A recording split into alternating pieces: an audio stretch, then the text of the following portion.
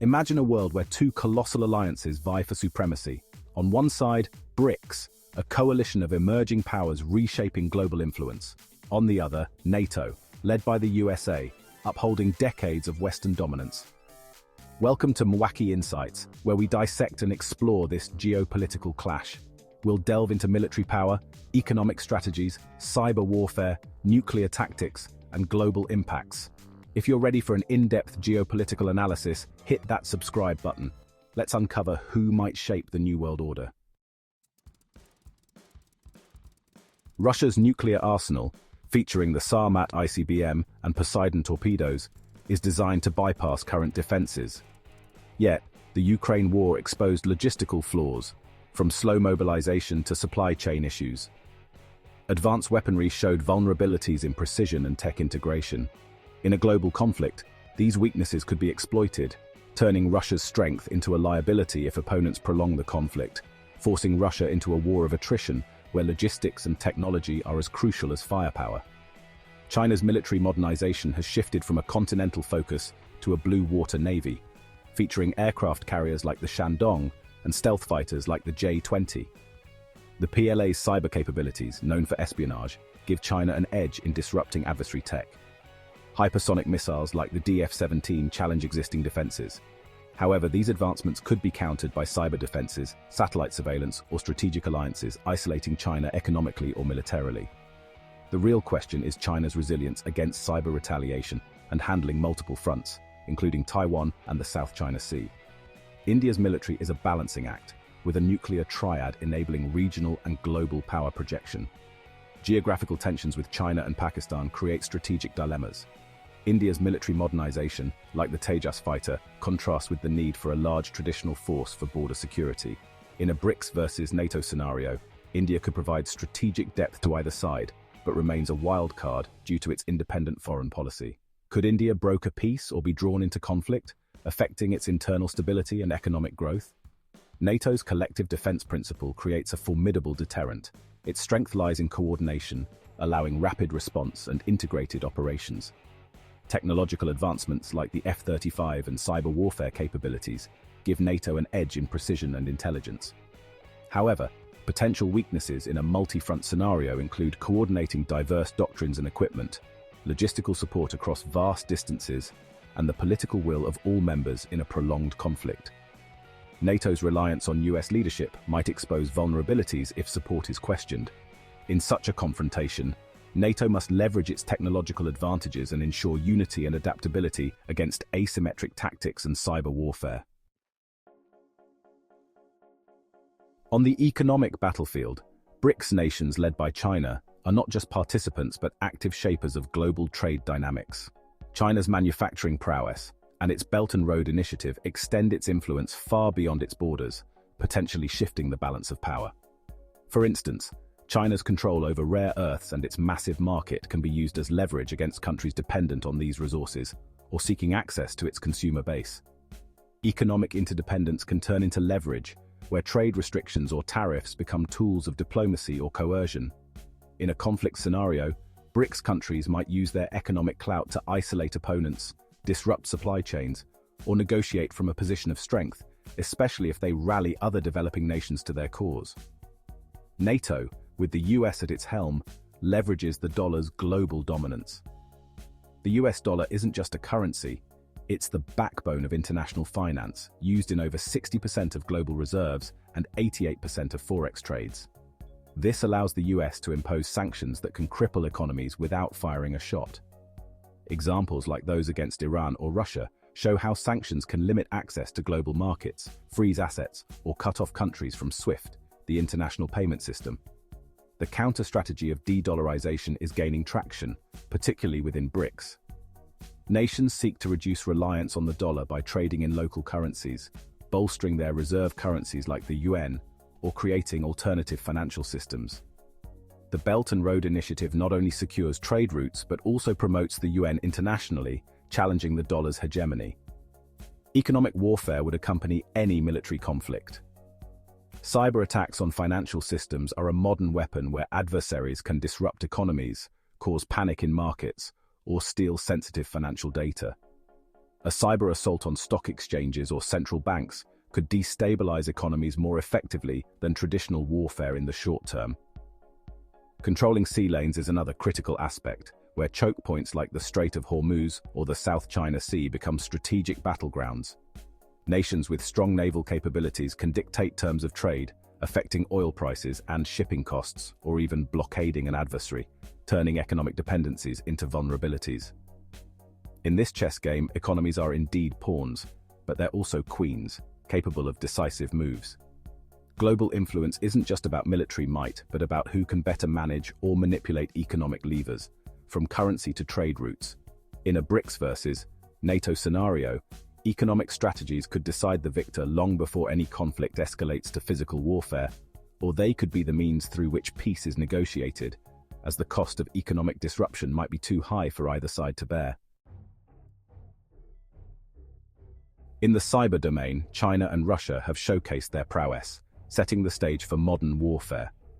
Stuxnet, attributed to the US and Israel, was a sophisticated worm that damaged Iran's nuclear centrifuges, highlighting how cyber capabilities can impact physical infrastructure. NotPetya, believed to be Russian, initially spread as ransomware but became one of the most destructive cyber attacks, crippling Ukrainian and global businesses.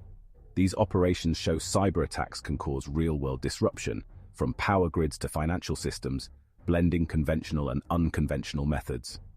NATO's response involves the US Cyber Command leading efforts in both defense and offense. NATO's Cyber Defense Center in Estonia develops strategies to protect member states' digital infrastructures. Exercises like Locked Shields simulate cyber warfare scenarios, preparing for coordinated defense. On the offensive side, the US disrupts terrorist communications and counters state-sponsored cyber threats. This digital arms race could decide conflicts before they escalate to traditional warfare, achieving strategic goals like espionage, propaganda, or influencing elections, potentially destabilizing opponents from within.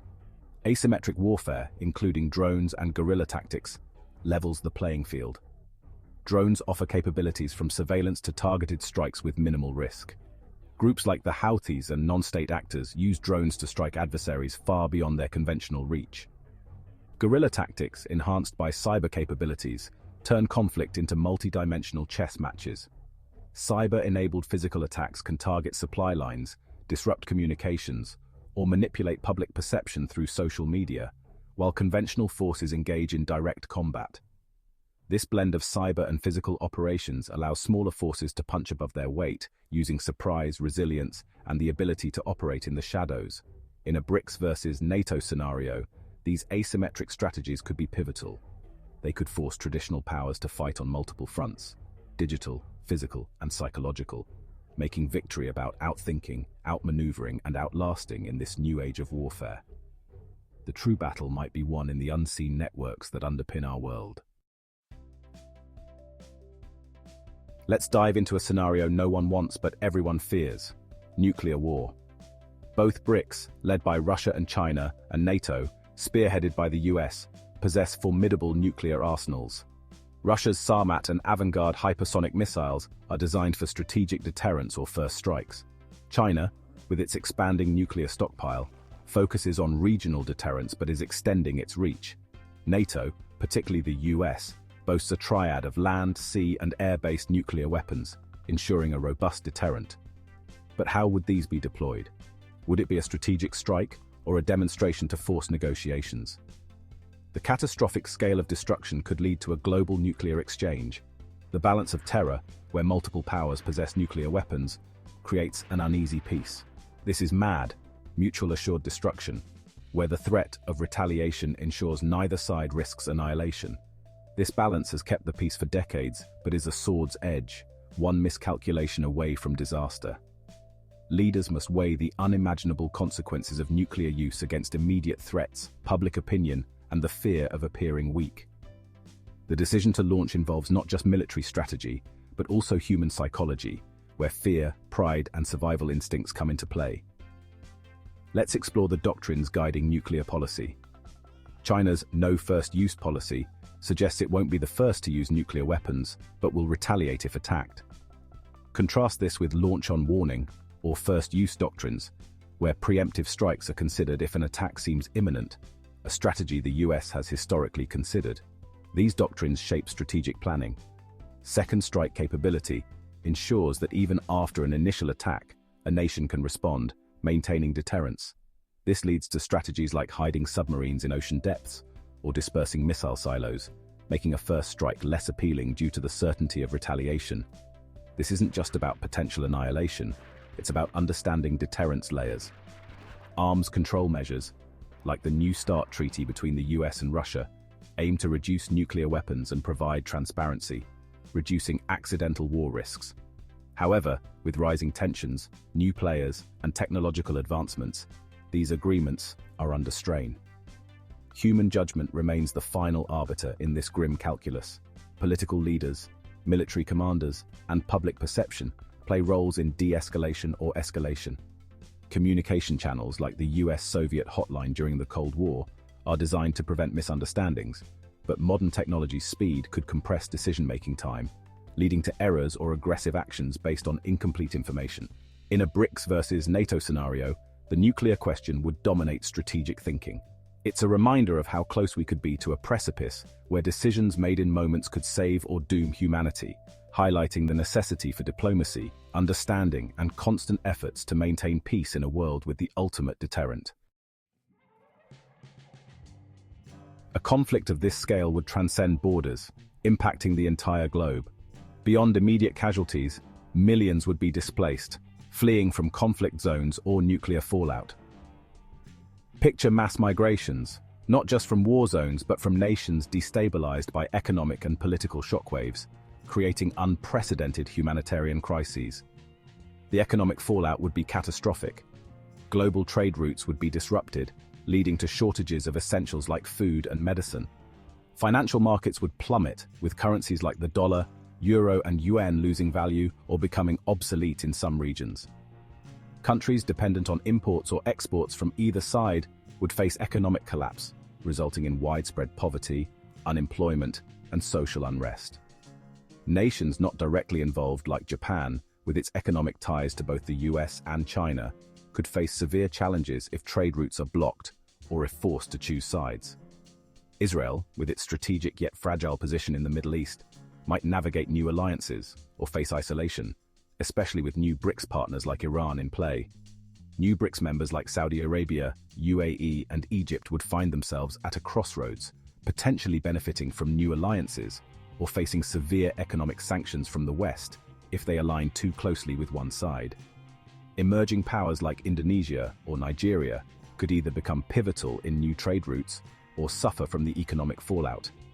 The conflict could accelerate the transition to a multipolar world, where smaller nations or blocs gain power by navigating between or aligning with major powers. Countries might seek neutrality, forming a new bloc of non-aligned nations, or be coerced into choosing sides, leading to a more polarized world. The reshaping of international relations could lead to new alliances based on shared economic interests or ideological alignments, possibly including new power blocs in Africa, Latin America, or Southeast Asia. Economic blocs might push towards regional integration as a means of self-preservation, like an expanded ASEAN or a more cohesive African Union. Global governance could be reimagined, with new players demanding more significant roles, or entirely new organizations reflecting the new power dynamics. This isn't just about the aftermath, it's about understanding the global community's role in preventing such a catastrophe. The international community, through diplomacy, economic interdependence, and cultural ties, has levers to de-escalate tensions. Organizations like the UN, regional bodies, and civil society could play critical roles in mediation, humanitarian aid, or pushing for disarmament and peace talks. Navigating the consequences would require unprecedented global cooperation, innovation in conflict resolution, and perhaps a re-evaluation of what security means in a world where no one can remain untouched by global conflicts. The choice between a descent into chaos or the forging of a new, more equitable global order might hinge on how these countries, not directly at war, choose to act or react. We've reached the end of our exploration into the potential BRICS versus NATO showdown. We've dissected power dynamics, examined humanity's resilience in the face of existential threats, and highlighted the critical decisions that could shape our future. If this narrative has sparked your curiosity or concern, or simply broadened your understanding of global peace, please share it. Let's make this discussion viral, not for the spectacle of conflict, but as a call for peace, understanding, and dialogue in our interconnected world. Subscribe to Mwaki Insights for more explorations into the forces shaping our world, into narratives that challenge us to think, engage, and envision a future where peace prevails over conflict. Thank you for joining me on this journey. Remember, the future isn't set in stone. It's ours to shape through wisdom, empathy, and collective action.